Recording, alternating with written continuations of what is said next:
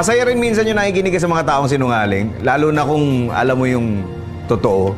Nakakainis yung mga taong sanay na magsinungaling, yung parang hindi pinagsisisihan yung mga ginawa nilang mali. Tandaan nyo, pag nakapanloko kayo ng isang tao, huwag nyo sana isipin na mahina ang ulo ng taong niloko nyo. Ang isipin nyo, kung gaano kalaki yung tiwalang ibinigay sa inyo nung taong yon, kaya siya pumayag na magpaloko sa iyo. Kung hindi ka apektado, malamang maubos na yung mga tao magtitiwala sa'yo. Pero pag yan ay isinapuso mo, malamang hindi ka naman loko sa buong buhay mo.